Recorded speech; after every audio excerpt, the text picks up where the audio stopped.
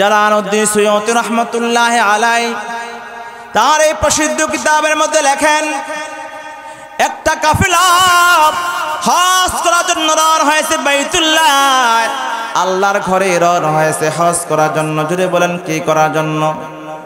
হজ করার জন্য যখন রওনা হয় বাইতুল্লাহর পথে, বর্তমানে তো টিকিট করে বিমানের মাধ্যমে মানুষ যায়। আগের যুগে মানুষ পায়ে ধরে যেত, জাহাজে যেত, ঘোড়ায় গাদায় সাওয়ার হয়ে যেত, উটে সাওয়ার হয়ে যেত। মাসের পর মাস সময় লাগতো। জালালউদ্দিন সুয়ুতী রহমাতুল্লাহি আলাইহি লেখেন, একটা কাফেলা হজ্জে বাইতুল্লাহর জন্য মক্কার দিকে রওনা হয়েছে। পথিমধ্যে ওই কাফেলার একজন মানুষ মৃত্যুবরণ করে। সাথীরা মৃত্যুবরণ করার পর সবাই মিলে তার কাফন পড়ালো, জানাজা পড়াবো, দাফন কাফন করবে। কিন্তু দাফন কাফন করার জন্য কোনো সামান নাই, কোদাল খুন্তি নাই যে গর্ত করে তাকে দাফন করবে। জানাজা পড়ার পরে কবর খনন করার জন্য যখন কোনো সামান পায় না, আশপাশে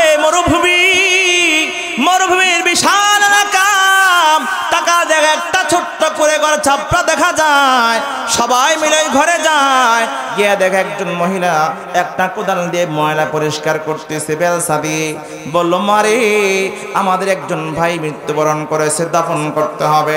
কবর খনন করার জন্য আমাদের কাছে কোনো সামান নাই, খুন্তি কোড়াল নাই। দয়া করে যদি আপনার কোদালটা একটু আমাদেরকে দিতে, তাহলে আমরা এই কোদাল দিয়ে আমরা কবর খনন করতাম। ওই মহিলাটি বলে, হে মুসলিম ভাইর হাজী সাহেব, এক শর্তে আমি আমার কোদালটা দিতে পারি, যে কাজ শেষ হয়ে যাওয়ার পর আমার ঘরে এই কোদালটা ফিরে দিয়ে যাইবা, মরুভূমির মধ্যে খুঁজে আনতে পারবো না। এই শর্ত অনুযায়ী কোদালটা নিয়ে হাজী সাহেবগণ গোরস্থানের দিকে রওনা হয়ে যায়। কবর খনন করে জানাজা পড়ে তাদের সাথী ভাইকে কবরে দাফন করার পর সবাই যখন ফিরে আসবেন, এমন সময় মনে হলো যে আমাদের এক ভাইয়ের লাশটা দাফন করার সময়, আমরা ফিরে আসার সময় মনে হলো যে কোদালটা এনেছিলাম আমাদের বোনকে কোদালটা ফিরিয়ে দেওয়ার জন্য, এই কোদালটা তো দেখতেছি না, কোথায় গেল? ওয়াদা অনুযায়ী কোদালটা ফিরিয়ে দিতে হবে। চতুর্দিকে তাকায় দেখলো কোথাও কোদালটা দেখা যায় না। পরক্ষণে মনে হলো লাশকে দাফন করার জন্য যখন কবরে নেমেছি, মাটি সমান করার জন্য কোদালটা কবরে নামিয়েছিলাম, ওই কোদালটা তো কবরের ভিতরে রেখে আমরা মাটি দিয়ে ফেলেছি। এই জন্য কি করা যায়? ওয়াদা অনুযায়ী কোদাল তো ওই মহিলার কাছে ফিরিয়ে দিতে হবে। এই চিন্তা করে আবার সবাই গুরুস্থানে গেল। সবাই মিলে আবার বালু মাটি, নরম মাটি, খোদাই করা মাটি, আবার সবাই হাত দিয়ে গুলো সরাইতে লাগলো কোদাল বের করার জন্য। মাত্র আধা ঘন্টা পূর্বে যে আল্লাহর বান্দাকে কবরে দাফন করা হয়েছে, ওই বান্দার কবর আবার খনন শুরু করে দিয়েছি। অল্প কিছু মাটি সরাবার পর যখন তার লাশটা দেখা গেল, আল্লাহর কি কুদরত, আল্লাহর কি কুদরত! মাত্র কিছুক্ষণ পূর্বে 3.5 হাত যে কবর খনন করেছিল, ওই কবরটা এখন আগের জায়গা নাই। আল্লাহ পাক রব্বুল আলামিন কবরকে তো সংকীর্ণ করে দিয়েছে, দুই দিক থেকে লাশটাকে কবরে চাপ দিয়ে ধরছে। জোরে বলেন নাউজুবিল্লাহ। হাজী সাহেবগণ তাকায় দেখতে পায় দুই দিক থেকে কবর সংকীর্ণ হইয়া ওই কবরের লাশকে চাপ দিয়ে ধরছে, আর কোদালটা তার বুকের উপরে রেখে দিছি। আর দুইটা হাত কে যেন আগুনের রশি দিয়া কোদালের সঙ্গে বেঁধে রাখছে। জোরে বলেন নাউজুবিল্লাহ। আগুনের রশি দিয়া কোদালের সঙ্গে তার হাতটাকে বেঁধে রাখছে। এই দৃশ্য দেখার সঙ্গে সঙ্গে সবাই কবর থেকে বের হয়ে চলে আসি, তাড়াতাড়ি করে মাটি দিয়ে আবার দূরে সরে যায়। মাত্র 1 ঘন্টা আধা ঘন্টা পূর্বে যে আল্লাহর বান্দাকে কবরে শোয়াইলাম, অল্প মুহূর্তের ব্যবধানে কবরকে আল্লাহ জাহান্নাম বানায় দিয়েছে। আল্লাহ পাক কবরে আযাব দেয়া শুরু করছে, হাত পা বেঁধে। সঙ্গে সঙ্গে কবর আবার পুরা করে দিয়ে আবার চলে গেল। মহিলাকে গিয়া বলল, মারে তোমার সঙ্গে ওয়াদা করেছিলাম তোমার সঙ্গে তোমার কাছে কোদালটা ফিরিয়ে দেব, কিন্তু আমাদের দুর্ঘটনায় কোদালটা হারাইছি।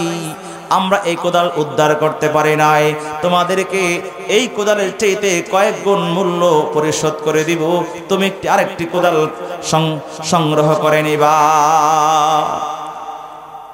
মহিলাকে কোদালের মূল্য পরিশোধ করে হাজী সাহেবরা চলে যায় মক্কার দিকে।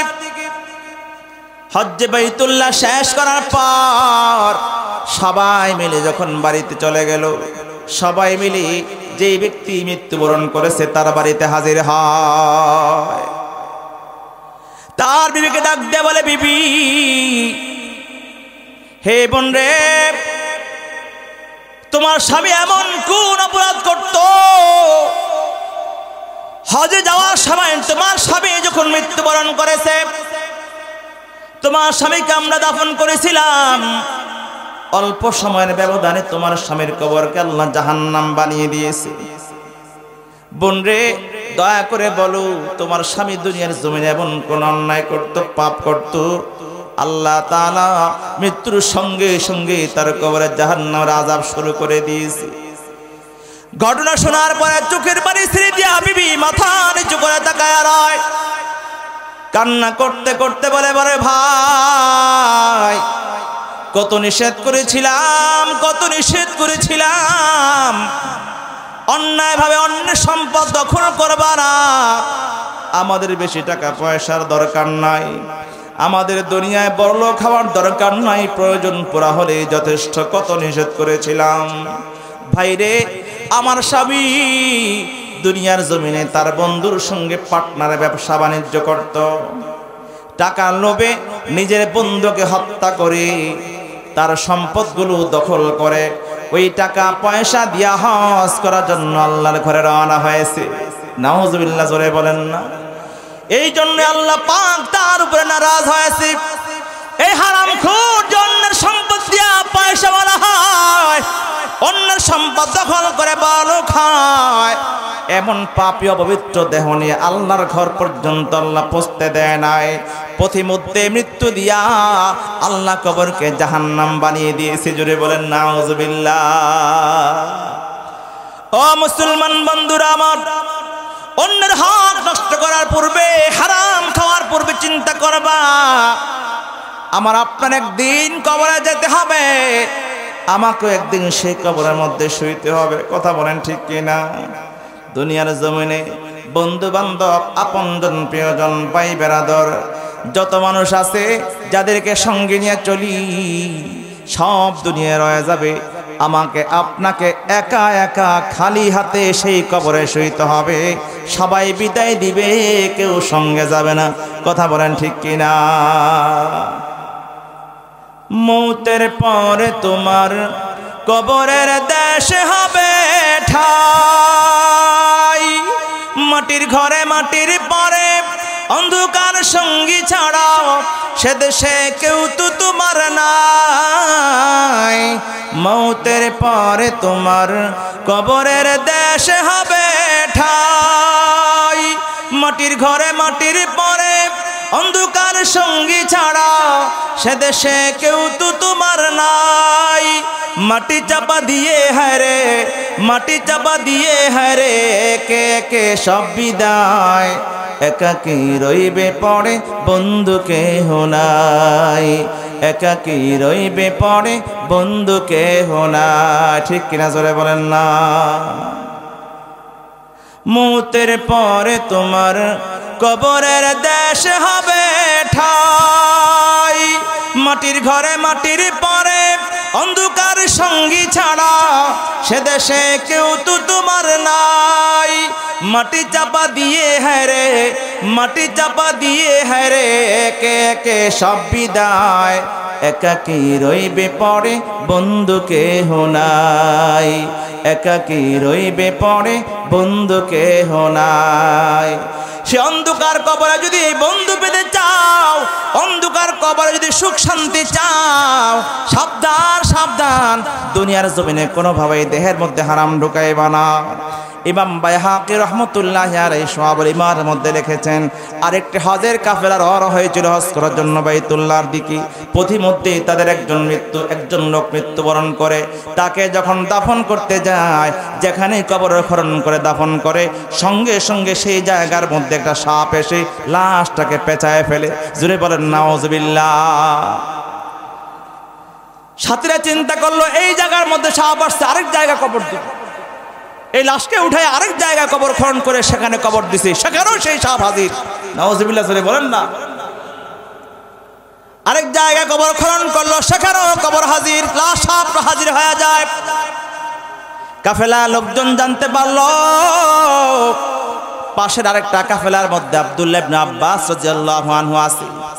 আল্লাহ নবীর একজন প্রিয় সাহাবী, রাইসুল মুফাসসিরিন, সব মুফাসসিরদের সরদার আব্দুল্লাহ ইবনে আব্বাস রাদিয়াল্লাহু আনহুর কাছে গিয়ে বললেন, হে আল্লাহ নবী সাহাবী, আমাদের একজন সাথী ভাই মৃত্যুবরণ করেছে, যেখানেই দাফন করতে যায় সেখানেই তার কবরের মধ্যে সাপ চলে আসে, আমরা কোথাও দাফন করতে পারছি না।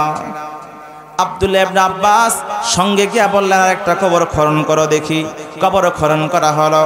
যখন লাশকে কবরে শোয়ানো হয়, সঙ্গে সঙ্গে একটা বিষধর সাপ এসে ওই লাশটাকে পেঁচায়া ধরে। আব্দুল্লাহ ইবনে আব্বাস রাদিয়াল্লাহু আনহু বলে, এখানে যেভাবে আছে সাপ সহ তাকে দাফন করে দাও। পৃথিবীর যে প্রান্তেই লাশকে দাফন করবা, ওই সাপ সেখানে পৌঁছে যাবে। কি কারণে এই কবরের মধ্যে সাপ আসতেছিল? সাথীরা তদন্ত করলো। তদন্ত করার পরে জানা গেল এই আল্লাহর বান্দা দুনিয়ার জমিনে সবজি বিক্রেতা ছিল, সবজি ব্যবসা করত। দোকানের মধ্যে সুন্দর করে সবজি সাজায় রাখত, উপরে সুন্দর সুন্দর টাটকা তাজা সবজিগুলা দিয়া, আর পুরাতন পচা এবং নরম সবজিগুলো নিচে রাখত, এবং টাটকা সবজি দেখায়া সঙ্গে নরম সবজি পর্যন্ত মানুষকে দিয়ে দিত। নাউজুবিল্লাহ বলেন। এই সামান্য একটু ধোঁকা, যেটা আমরা ধোঁকাই মনে করি না, আমাদের ব্যবসায়ীরা করে কিনা জোরে বলেন। এই জন্য এই যে ধোঁকা দিয়ে এসে সম্পদ উপার্জন করতে ব্যবসার মধ্যে, এই জন্য এই অবৈধ সম্পদ তার কবরের মধ্যে সাপ হয়ে কিয়ামত পর্যন্ত তাকে ধ্বংসন করতে থাকবে। জোরে বলেন নাউজুবিল্লাহ। সবচেয়ে বড় ভয়ঙ্কর যে বিষয়টা, যেই দেহের ভিতরে হারাম ঢুকে যাবে, ওই দেহ অপবিত্র হয়ে যায়। যে কথা আমি বলছিলাম, আল্লাহ রাসূল বলেছেন, অপবিত্র দেহের ইবাদত আল্লাহর দরবারে কবুল হয় না। সহিহ মুসলিম শরীফের হাদিস। কারণ আল্লাহর সত্তা কি, জোরে বলেন, পবিত্র। আল্লাহ নবী সাল্লাল্লাহু আলাইহি ওয়াসাল্লাম বলেন, ইন্নাল্লাহা তাইয়্যিবুন লা ইয়াকবালু ইল্লা তাইয়্যিবা। আল্লাহ তাআলা পবিত্র, আল্লাহ তাআলা পবিত্র ছাড়া কোনো ইবাদত কবুল করে না। জোরে বলেন লা ইলাহা ইল্লাল্লাহ, লা ইলাহা ইল্লাল্লাহ, লা ইলাহা ইল্লাল্লাহ, লা ইলাহা ইল্লাল্লাহ, লা ইলাহা ইল্লাল্লাহ, লা ইলাহা।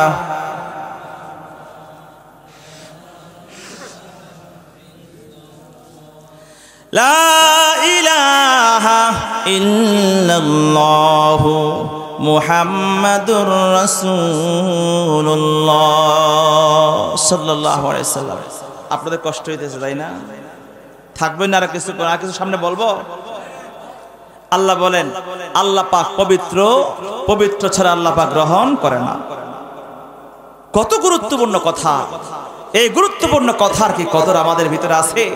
কোন মানুষের দেহে হারাম ঢুকে গেলে আজকে গোটা পৃথিবীতে, বাংলাদেশের কথাই বলে পৃথিবীর কথা বাদ দেই, গোটা দেশে যত রাহাজানি, যত মারামারি, যত দ্বন্দ্ব, যত কলহ, যত ফিতনা, যত ছিনতাই, যা কিছু হচ্ছে আমাদের সমাজে, দেশে, এই সব কিছু তো মালের জন্য। কথা কয় না? সব কিছু কি জোরে বলেন? কে কেমনে খাবে, শুধু এই ধান্দা। কে কেমনে সম্পদ জবাই করবে এই ধান্দা, এই কথা কেউ চিন্তা করে না। হালাল খাচ্ছি না হারাম, হালাল উপার্জন করছি নাকি হারাম, ন্যায় করছি নাকি অন্যায়, শুধু টাকা দরকার, বড়লোক হওয়া দরকার, পয়সাওয়ালা হওয়া দরকার।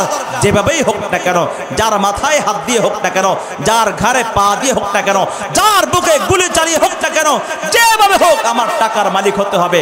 টাকা থাকলে সব হয়, এই চিন্তায় সবাই টাকার পিছনে, ক্ষমতার পিছনে, পদের পিছনে, দুনিয়ার পিছনে ছুটছে। কথা বলেন ঠিক কিনা?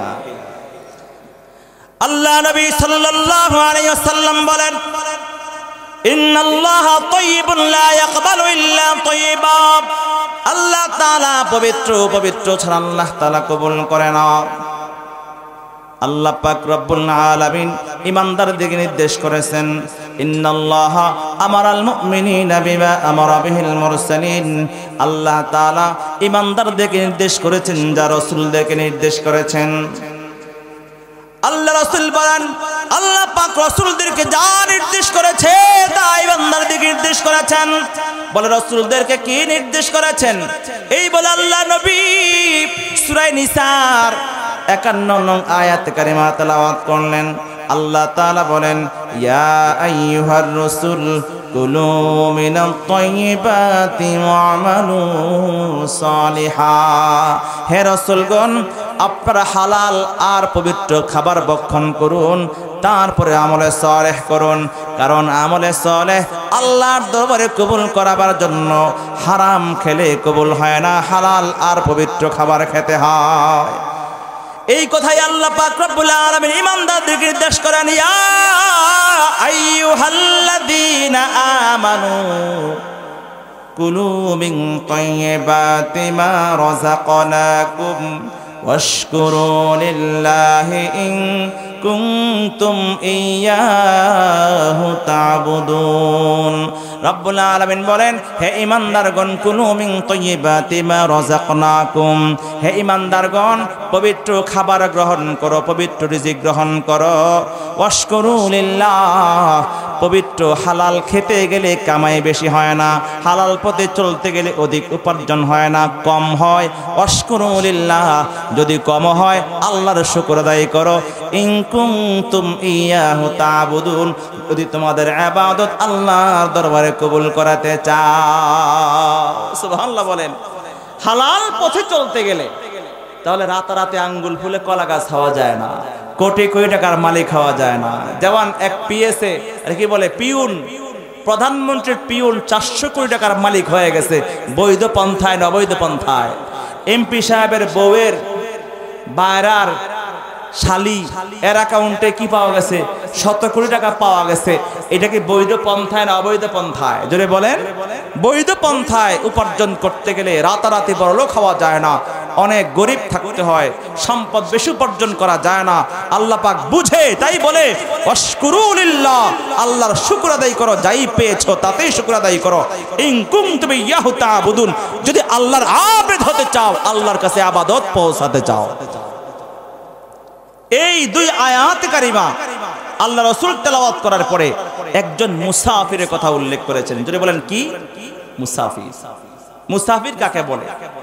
45-48 মাইল 75 কিলোমিটার দূরত্বের সফরে কেউ বের হলে মুসাফির। মুসাফিরের দোয়া সরাসরি আল্লাহর দরবারে কবুল হয়ে যায়। সুবহানাল্লাহ বলেন। ثم ذكر رجل يطيل السفر أشعث أغبر। আল্লাহ নবী বলেন, একজন মুসাফির লম্বা রাস্তা সফর করার পর ক্লান্ত শান্ত দেহ নিয়ে আল্লাহর দরবারে হাত তুলে দোয়া শুরু করেছে। মুসাফিরের দোয়া সরাসরি আল্লাহ তাআলা কবুল করে। 3 প্রকার মানুষ, যাদের মাঝে আল্লাহর মাঝে কোনো পর্দা থাকে না, দোয়া করলে সঙ্গে সঙ্গে কবুল। সুবহানাল্লাহ কয় না?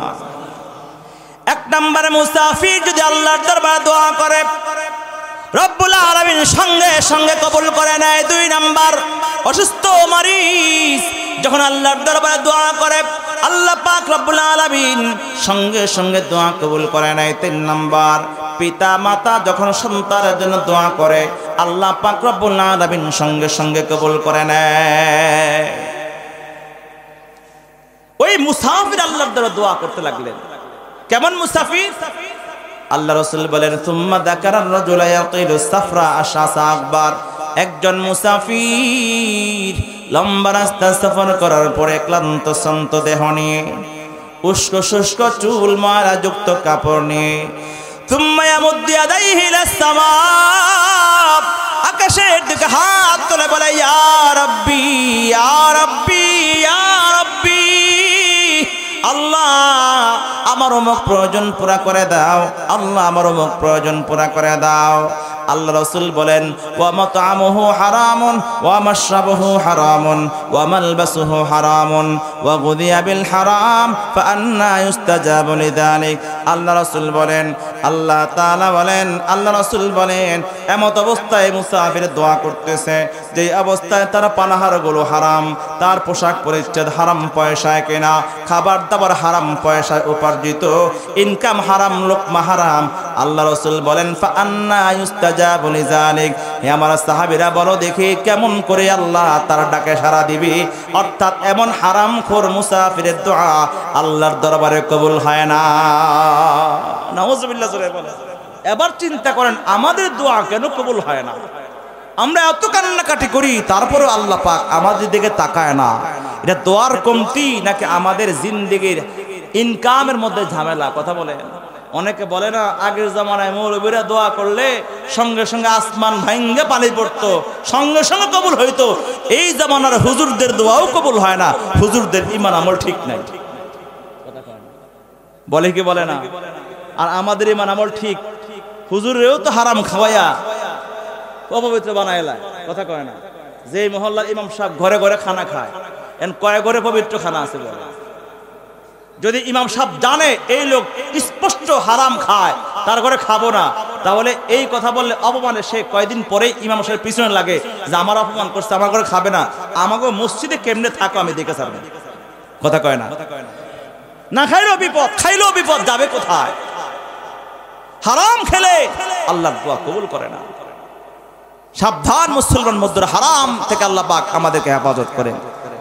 আল্লাহ পাক রব্বুল আলামিন তারপরে বলেন ইন তাজতারিবু কাবাইরা মা তুনহাউনা আনহু নুকাফির আনকুম সাইয়্যাতিকুম ওয়া নুদখিলকুম মুদখালান কারীমা। তার পরবর্তীতে আল্লাহ বলেন ইন তাজতারিবু কাবাইরা, যে তোমরা কবিরা গুনাহগুলো কষ্টে কষ্টে কবিরা গুনাহ থেকে নিজেকে বাঁচাও।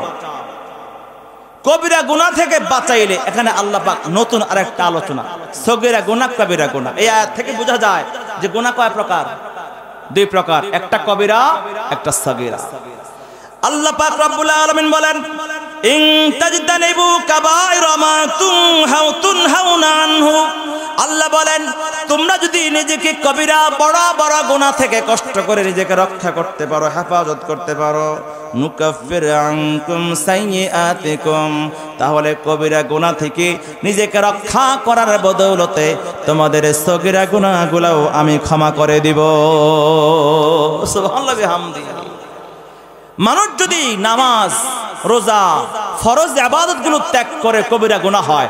কোন ব্যক্তি যদি ফরজ ইবাদতগুলো ঠিকমতো আদায় করে, তাহলে এই ফরজ ইবাদত ঠিকমতো আদায় করার অর্থই হলো কবিরা গুনাহ থেকে নিজেকে রক্ষা করলো। তাহলে এই নামাজ ইবাদত বন্দেগীর বদৌলতে আল্লাহ পাক সগীরা গুনাহগুলো মাফ করে দেয়। সুবহানাল্লাহ বিহামদি। এক হাদিসে আসছে কোন আল্লাহর বান্দা যখন নামাজের জন্য ওযু করে, যখন হাত ধৌত করে কবজি পর্যন্ত ধৌত করলে কবজি পর্যন্ত দ্বারা গুনাহ, কবজির গুনাহগুলো মাফ হয়ে যায়। কোনি পর্যন্ত যখন ধৌত করে এই হাতের গুনাহগুলো ঝরে পড়ে যায়। চেহারা যখন ধৌত করে চেহারার গুনাহগুলো ঝরে পড়ে যায়। কান মাসে করলে আর কুলি করলে মুখের গুনাহ, জিহ্বার গুনাহগুলো ক্ষমা হয়ে যায়। কান মাসে করলে কানের গুনাহগুলো আল্লাহ ক্ষমা করে দেয়। পা ধৌত করলে পায়ের গুনাহগুলো আল্লাহ ক্ষমা করে দেয়। মাথা মাসে করলে বৃন্দারা চিন্তা যে গুনাহ করেছে ওই গুনাহগুলো আল্লাহ তাআলা ক্ষমা করে দেয়। কারণ মানুষের আমল গুনাহের জন্য কি হয়? কাফফারা হয়। সুবহানাল্লাহ বলেন না?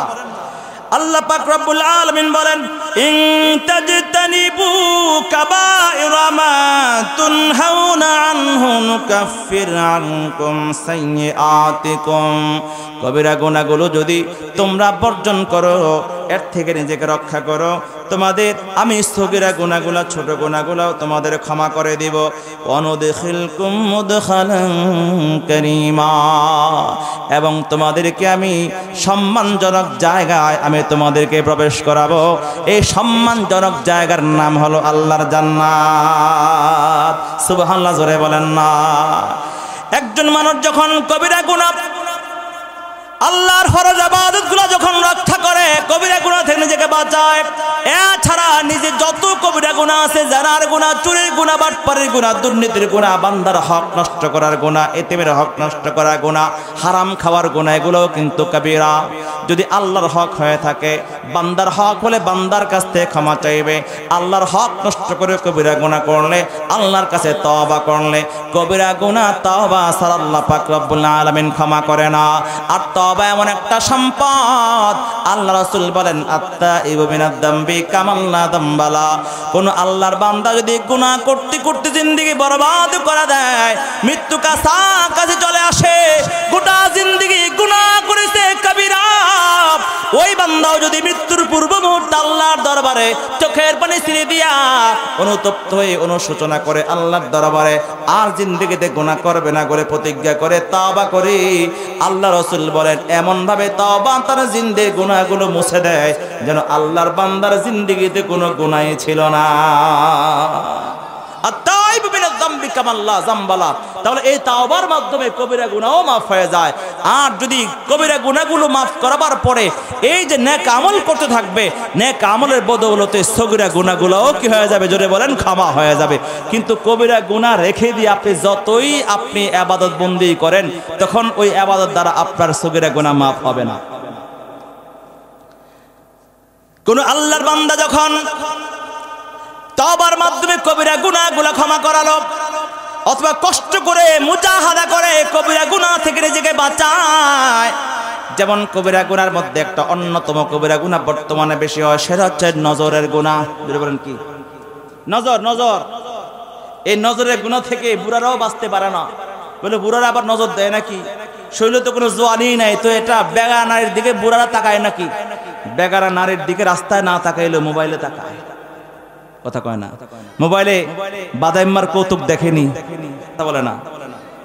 বেরিয়ে এদের নাচ দেখে কিনা, নাচ গান দেখে কিনা, দোকানে বসে বসে রেসলিং খেলা দেখে কিনা, জোরে কয় না।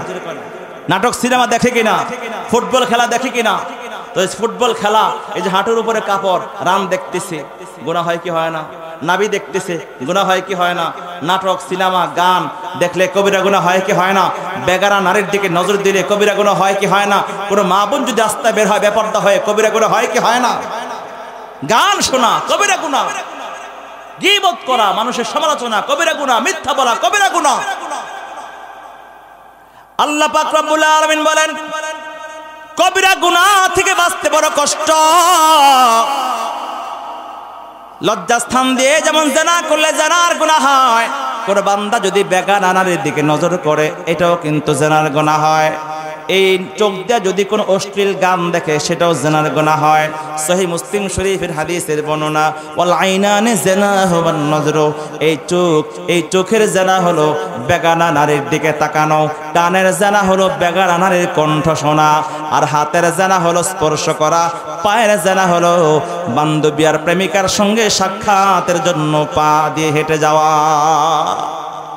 শুধু একসাথে থাকলেই যে গুনাহ হয় জেনা এমন নয়, এই জিনাহের প্রস্তুতি যেগুলো, এটাও কিন্তু জেনার গুনাহ। মুসলিম শরীফের হাদিস। এই গুনাহ থেকে বাঁচাতে বড় কষ্ট হয়। আল্লাহ বলেন ইজতিহাদ, মুজাহাদা, কষ্ট করে বাঁচাতে হবে।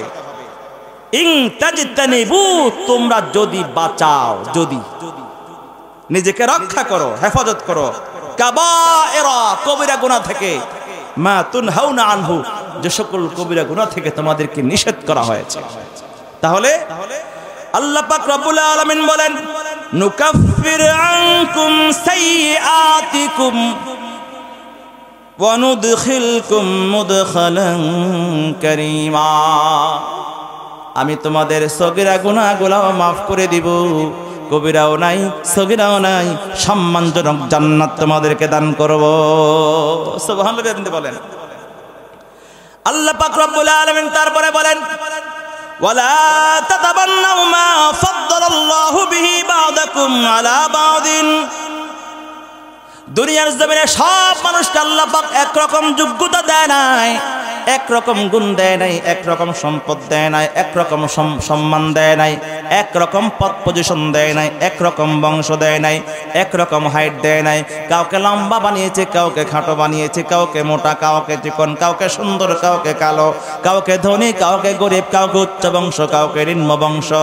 নানা পদমর্যাদায়, নানা সাইজে, নানা কোয়ালিটি, নানা কালারে আল্লাহ পাক রব্বুল আলামিন নানা বংশে দুনিয়ার জমিনে মানুষ প্রেরণ করেছেন। তাহলে এক এক জাতিকে কতক মানুষকে কতকের উপরে শ্রেষ্ঠত্ব দিয়েছে। সুবহানাল্লাহ বিহামদি বলেন। অন্য এক আয়াতে আল্লাহ পাক বলেছেন দুনিয়ার জমিনে মানুষের জীবন যাপনের উপকরণকে আমি ভাগ করে দিয়েছি। কেউ সৈয়দ বংশের, চৌধুরী বংশের, ভুইয়া বংশের, তালুকদার বংশের, মোরল বংশের, আর কেউ হাওলাদার বংশের, কেউ চকিদার বংশের, কেউ সুইপার বংশের, কেউ চামার বংশের, কেউ কামার বংশের। আছে না নাই? তো কোন কোন বংশটাকে আল্লাহ মানুষ সম্মানী মনে করে, আর কেউটাকে ছোট মনে করে। নানা পদে মানুষকে আল্লাহ ভাগ করছেন, কাউকে রিক্সার ড্রাইভার, কাউকে হেল্পার, কাউকে মাস্টার, কাউকে ডাক্তার, ইঞ্জিনিয়ার, উকিল, ব্যারিস্টার। এই যে নানা শ্রেণী পেশাগুলো, এগুলো কে ভাগ করছেন? জোরে কোন, আরো জোরে বলেন কে? কেন করলেন? কেন? উদ্দেশ্যটা কি? সবাইকে আল্লাহ পাক অনেক সম্মানিত বংশে আল্লাহ বাড়াইতে পারলো না? সবাইকে আল্লাহ ভালো ভালো পেশায় নিয়োজিত রাখতে পারলো না? কিছু মানুষকে আল্লাহ পাক এরকম ভাবে সামার কামার বানাবার কি প্রয়োজন ছিল? এটা আল্লাহ পাক নিজে কোরআনে কারিমে বলেছেন। আল্লাহ পাক রব্বুল আলামিন বলেন, নাহনু কাসামনা বাইনাহুম মাঈশাতাহুম ফিল হায়াতিদ দুনিয়া ওয়া রাফা'না বা'দাহুম ফাওকা বা'দিন দারাজাত লিয়াত্তাখিযা বা'দুহুম বা'দান সুখরিয়া। রব্বুল আলামিন বলেন, আমি দুনিয়ার জমিনে মানুষের জীবন যাপনের উপকরণকে ভাগ করে দিয়েছি।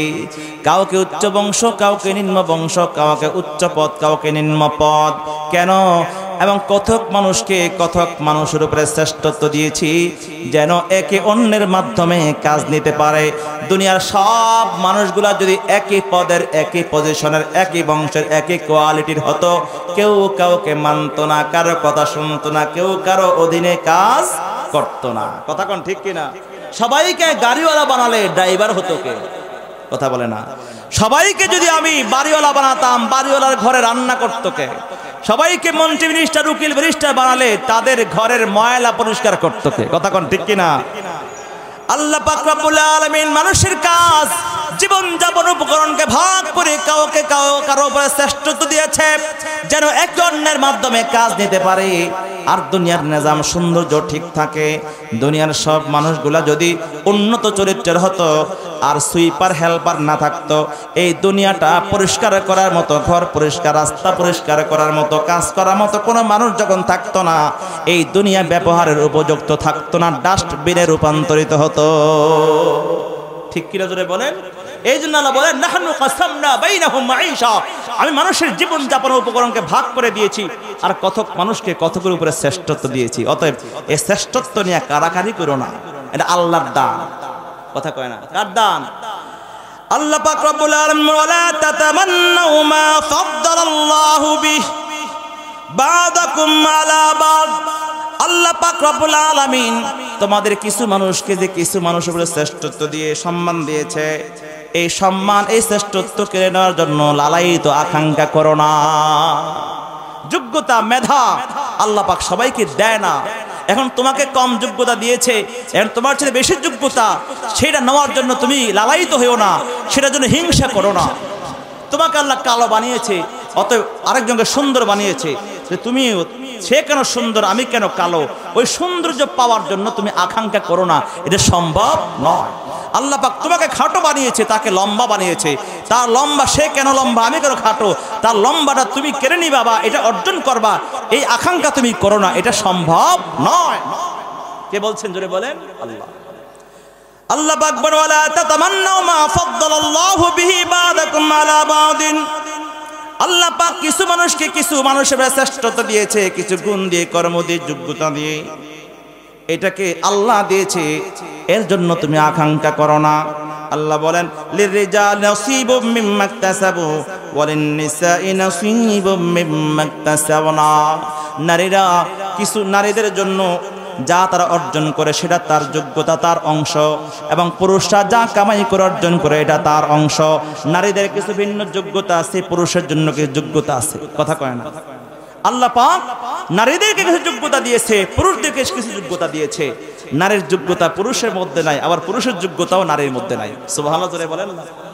অতএব যে যেটা অর্জন করে সেটা তার, পুরুষ যে যোগ্যতা অর্জন করছে এটা সেটা তার, আর নারী যে যোগ্যতা বা কাজকর্ম অর্জন করে সেটা তার। তবে এর মধ্যে আল্লাহ পাক আবার পুরুষকে নারীর উপরে কর্তৃত্ব দিয়েছে। সুবহানাল্লাহ জোরে বলেন না। আল্লাহ পাক রব্বুল আলামিন বলেন, ওয়াসআলুল্লাহা মিন ফাদলিহি। তাহলে আল্লাহ পাক রব্বুল আলামিন মানুষকে যে যোগ্যতা দেয়, দৈহিক যোগ্যতা, মেধার যোগ্যতা, অর্থনৈতিক যোগ্যতা, চারিত্রিক যোগ্যতা, সবকিছু আল্লাহর দান। অতএব তুমি কিছু অর্জন করতে চাইলে হিংসা বিদ্রোহ করবা না, বরং আল্লাহর কাছে চাও। কার কাছে চাও? জোরে বলেন, আল্লাহর কাছে চাও।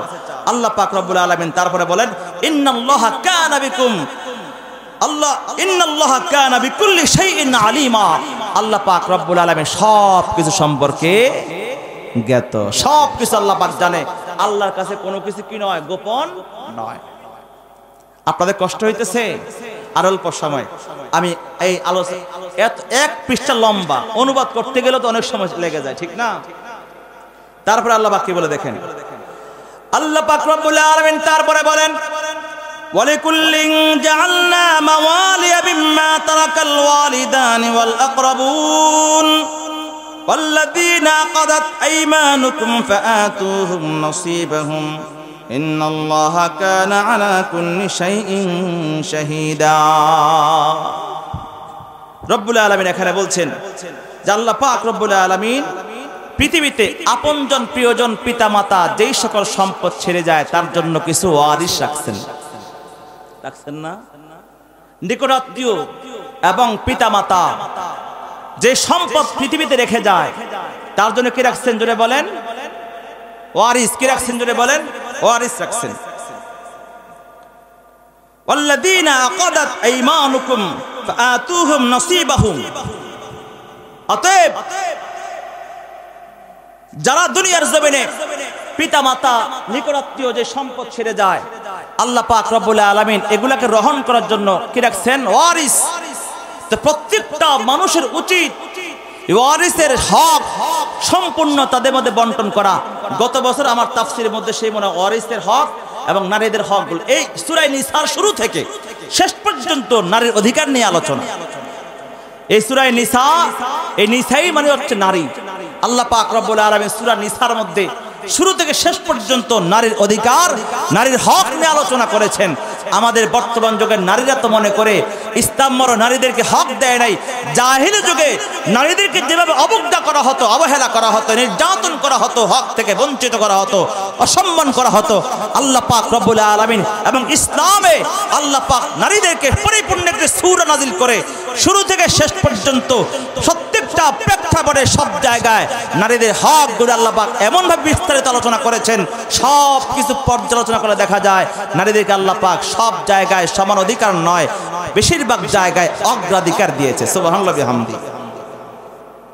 তাহলে এই পিতা, নিকটাত্মীয় এবং পিতা মাতায় যদি কোনো সম্পদ ছেড়ে যায়, এই ওয়ারিস রাখছেন আল্লাহ পাক। নারীকেও বানাইছেন, পুরুষকেও বানাইছেন।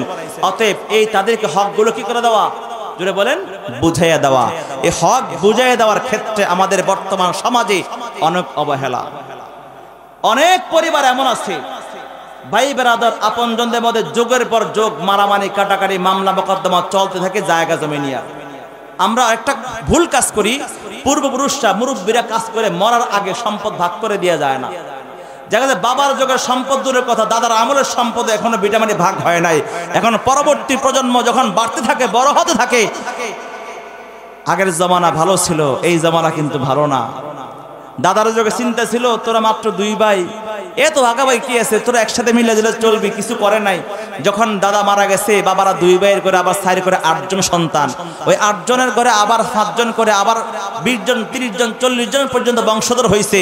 এখন ওই বাপ দাদার আমলের সম্পদ জায়গা জমি এখন ঘরে এদের সারে না, তখন এই ইঞ্চি ইঞ্চি মাটি নিয়ে মারামারি কাটাকাটি লাগে। কথা বলেন ঠিক কিনা? এই জন্য সময় মতো মৃত্যুর সঙ্গে সঙ্গেই, হয়তো মৃত্যুর আগেই সম্পদ ভাগ করে দিয়ে যাওয়া, ভাগ করার ক্ষেত্রে ইসলামের বিধানকে ফলো করা। যার যেই পরিমাণ অংশ ইসলাম দিয়েছে, মেয়েকে যতটুকু ছেলেকে যতটুকু, পূর্ণ ভাগ করা। অনেক বাবারা আছে এক ছেলেকে বেশি দেয়, আরেক ছেলেকে কম দেয়। অনেকে আছে মেয়েকে বেশি দেয়, ছেলেকে বঞ্চিত করে। এরকম আছে না? নাই না। ইসলামের বিধানকে ফলো করে সঠিক বন্টন করে দেওয়া, যাতে করে পরবর্তী প্রজন্ম এগুলা ঝগড়া বিবাদ না করে চেষ্টা করা।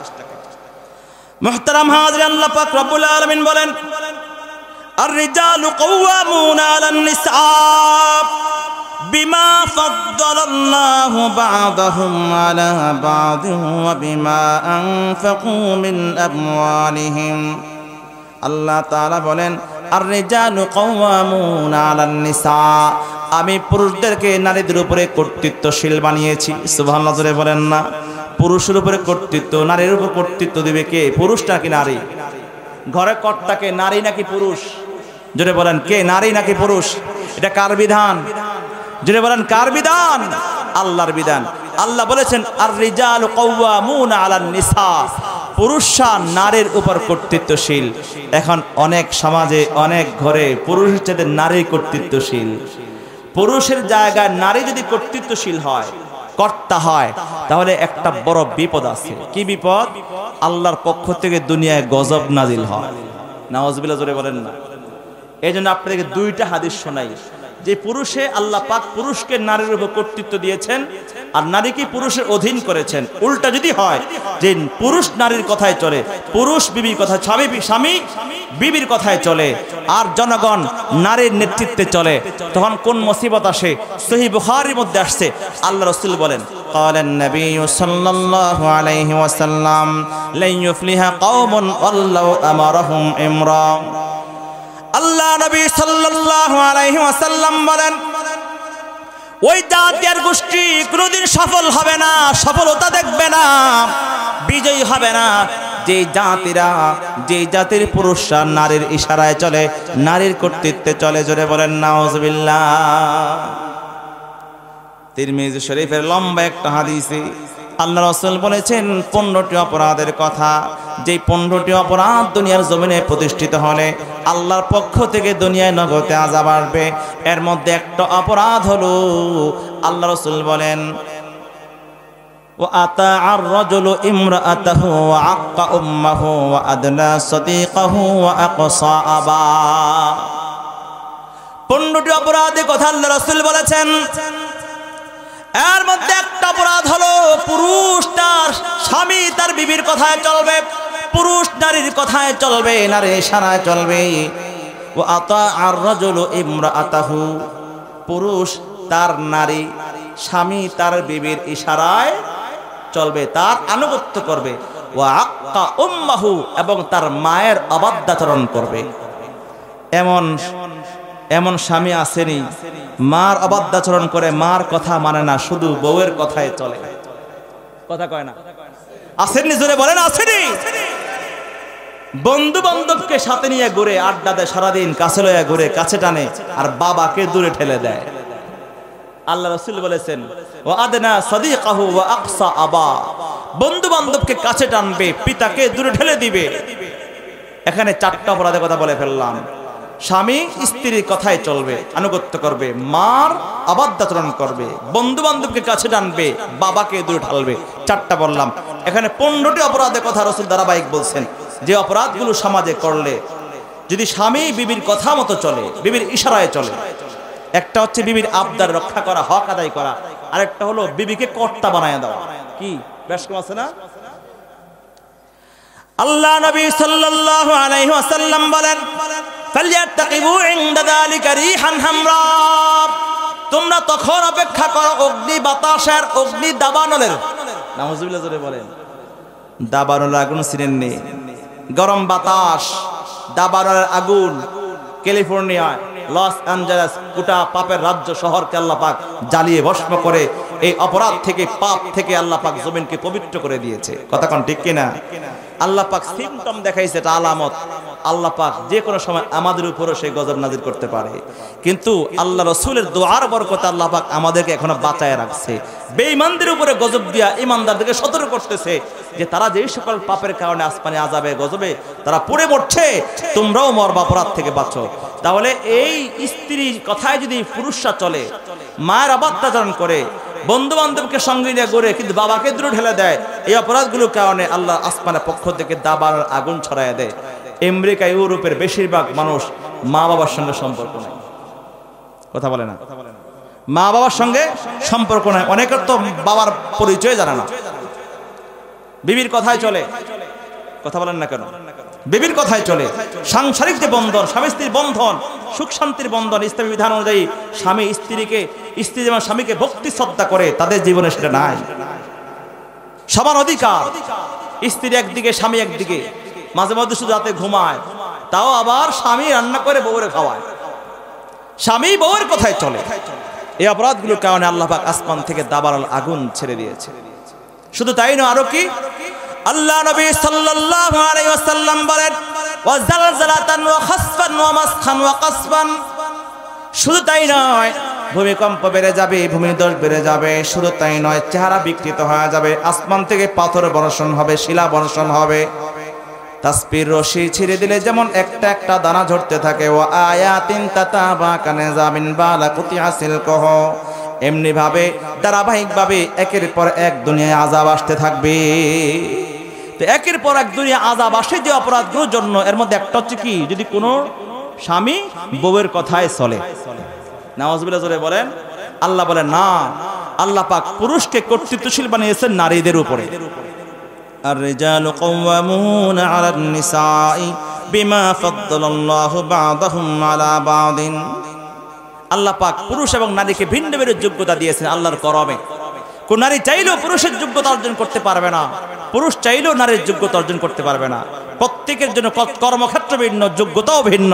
এটা আল্লাহর ফজল এবং করম। একের মাধ্যমে, একটা যোগ্যতার মাধ্যমে একে অন্যের উপরে আল্লাহ পাক শ্রেষ্ঠত্ব দিয়েছে।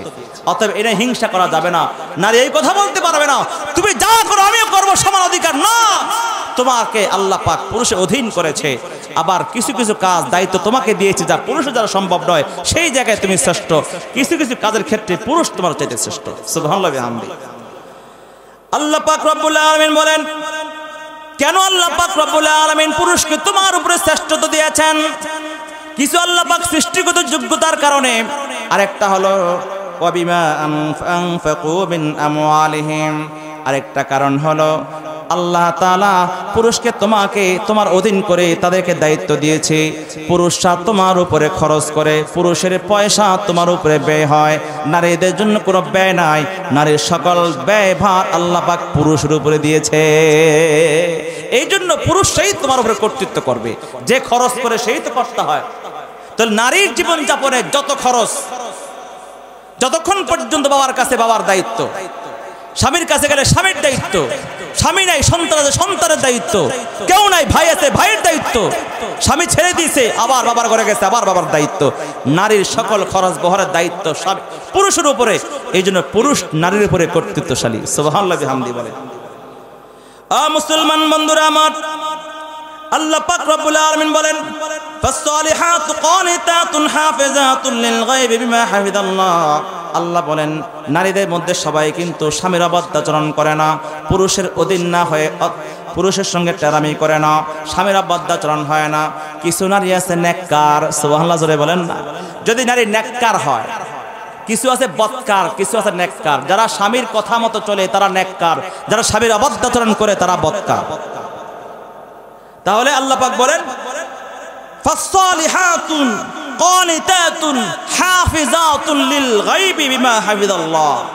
যে সমস্ত নারীরা সৎকর্মশীল, কানিতাত এবং হাফিজাতুল লিল গায়বি বিমা হাফিজাল্লাহ, আল্লাহ পাক যা হেফাজত করতে বলেছে, তাদের সতীত্ব, লজ্জা, সম্ভ্রম, ইজ্জত অগোচরেও সেটা হেফাজত করে, এমন নেককার এবং অনুগত্যশীল নারী যারা, আল্লাহ পাক বলেন, ওয়াল্লাতি তাখাফুনা নুশুজাহুন্না, তাহলে যারা নাকি অগোচরেও নিজের সতীত্ব ইজ্জত হেফাজত করে, আল্লাহ পাক যারা হেফাজত করতে বলেছেন এবং আনুগত্যশীল হয়, তারা হচ্ছে নেককার। আর যেই সকল নারী অবাধ্যাচরণ করে, সীমা লঙ্ঘন করে, টেরামি করে, তারা হচ্ছে বদকার। তাহলে নেককার তো আল্লাহ পরিচয় দিয়ে দিলেন, আর যারা বদকার হবে, স্বামীর কথা মানবে না, গোলামি করবে, তাদের জন্য কি করা? অবাধ্যাচরণ যারা করবে তাদের বিধান কি? এখানে নারীদের, ওই সকল নারীদের বিধান বলছেন যেই সকল বিবিরা স্বামীর কথা মতো চলে না, ইসলামের বিধান মানে না, সংসারের মধ্যে অশান্তি সৃষ্টি করে, ওই সকল নারীদের বিষয়ে আল্লাহ পাক রব্বুল আলামিন বিধান দিচ্ছেন। আল্লাহ পাক রব্বুল আলামিন বলেন, গুরুত্বপূর্ণ কথা শুনেন, ওয়াল্লাতি তাখাফুনা নুশুজাহুন্না, যে সকল নারীরার ব্যাপারে তোমরা ভয় করো অবাধ্যাচরণের, আল্লাহ তাআলা বলেন ফাইদুহুন্না, তোমরা তাদেরকে নসিহত করো। যেই সকল নারীরা বিবিরা কথা শুনতে চায় না, অবাধ্যাচরণ করে, অবাধ্যাচরণের ভয় যাদের ব্যাপারে করো, আল্লাহ বলেন ফাইজুহুন্না, তোমরা তাদেরকে ওয়াজ করো, নসিহত করো, বুঝাও। এক নম্বর কাজ কি? জোরে বলেন, বুঝানো।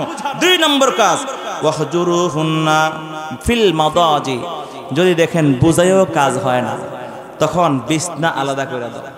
দুটোর লোকে ঘুমাইতাম না, কথা কয় না। আল্লাহর বিধান দেখেন কত সুন্দর, এই কথা বলেন লাথি মেরে করতে বাইরে করে দাও, এই কথা বলে নাই।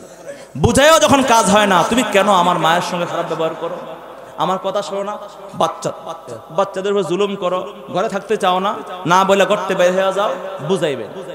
বুঝাই যখন হয় না, তখন কি হবে? ঘরের কথা ঘরেই থাকুক, বাইরে কেউ না জানুক। আল্লাহ পাক সুন্দর সিস্টেম বলে দিচ্ছেন তাদেরকে সংশোধন করার জন্য। কি বলেন? আল্লাহ রাসূল আল্লাহ তাআলা বলেন ওয়াহজুরুহুন্না ফিল মাদাজি, তাদের বিছানা পৃথক করে দাও, শোয়ার জায়গা পৃথক করো, অর্থাৎ তাকে আলাদা রুমে দাও, আলাদা বিছানায় ঘুমাও। যদি আলাদা রুম না থাকে, এক রুমে হয়, তাহলে তুমি তাকে আলাদা বিছানা দাও, তুমি আলাদা বিছানায় শো, তার সাথে ঘুমাইও না, বিছানা পৃথক করো। এখানে বিছানা পৃথক করতে বলেছেন, ঘর নয় যে তুমি এই ঘরে থাকবা আরেক ঘরে পাঠিয়ে দিবা, অথবা বাবার বাড়ি পাঠিয়ে দিয়ে বিছানা আলাদা করবে, এমন নয়। একদম বেশি দূরে পাঠিয়ে দিলে বিপদ আরো বেশি হওয়ার সম্ভাবনা আছে, ঠিক কিনা জোরে বলেন? এবং দুর্ঘটনার সম্ভাবনাও আছে, অথবা বেশি কষ্টে সে আরো বাঁকা হওয়ার সম্ভাবনা আছে, যে এই জামির ঘরে যাওই না, কথা কোন ঠিক কিনা? কারণ নারী তো একটু বাঁকাই হয়, বেশি সোজা করতে গেলে ভাঙ্গা যায়, কথা কোন ঠিক কিনা?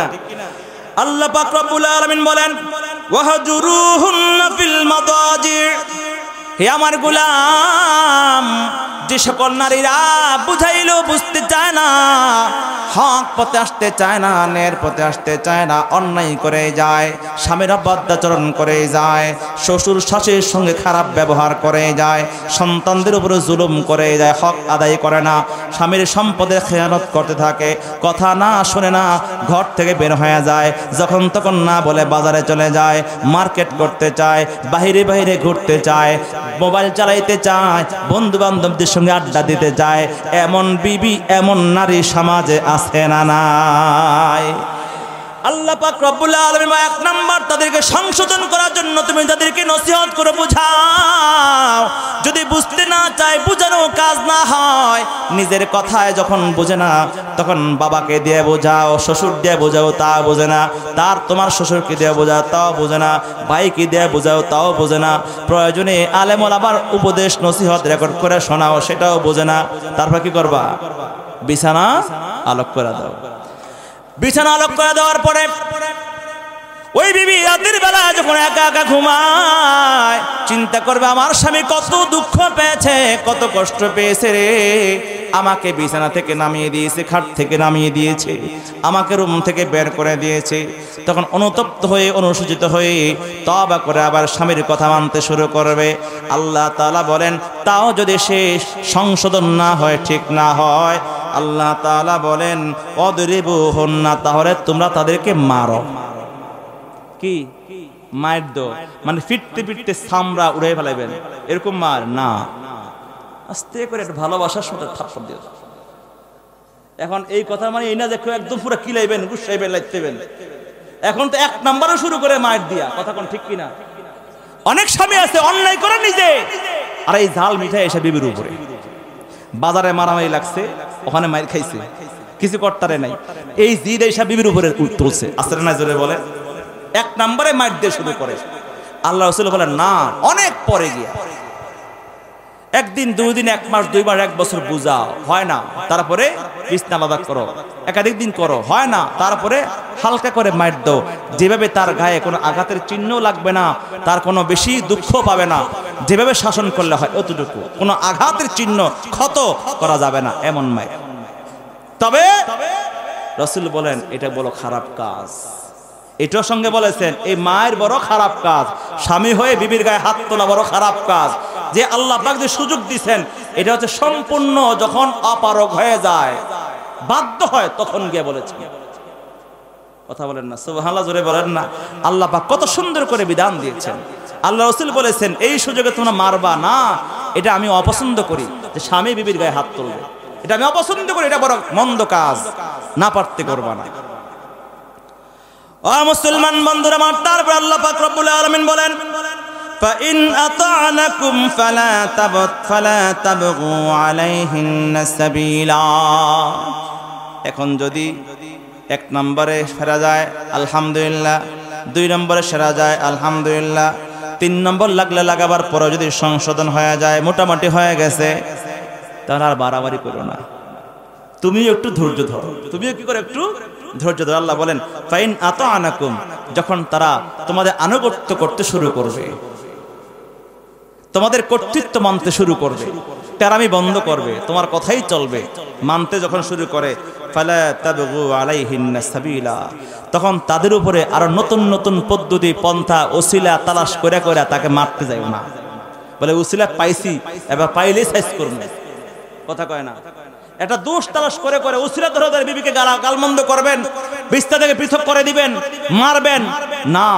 আল্লাহ বলে তুমি তাদেরকে 1 নম্বর 2 নম্বর এর মধ্যে হয়ে যায়, 3 নম্বর হয়ে গেছে মোটামুটি, এখন তোমাকে মানে, মোটামুটি মানে, মাঝে মধ্যে টিউ করে এই সামান্য একটু ছাড় দিও, সামান্য একটু কি দিও, ছাড় দিও, বাড়াবাড়ি আর করো না, ওসিলা ধরে ধরে মারতে যেও না, শাসন করতে যেও না, তোমরাও কি করে একটু ধৈর্য ধারণ করো। আল্লাহ বলেন ইন্নাল্লাহা কানা আলিয়ান কাবীরা, তুমি এত বাহাদুরি করো না, আল্লাহ পাক অনেক উচ্চ, অনেক বড় উচ্চ মর্যাদার অধিকারী আল্লাহ, তোমাকে নারীদের উপরে শ্রেষ্ঠত্বর কর্তৃত্ব দিয়েছে, তার মানে তুমি অনেক বড় কর্তা হয়ে গেছো, আর নারী অনেক ছোট হয়ে গেছে এমন নয়, এটা মনে রাখবা, আল্লাহ তাআলা অনেক উচ্চ মর্যাদার অধিকারী, আল্লাহর উপরে তুমি যাও নাই, আল্লাহর বিধানের বাইরে যাওয়ার, আল্লাহর নসিহতের বাইরে যাওয়ার কোনো অধিকার তোমার নাই। সুবহানাল্লাহ বিহামদি।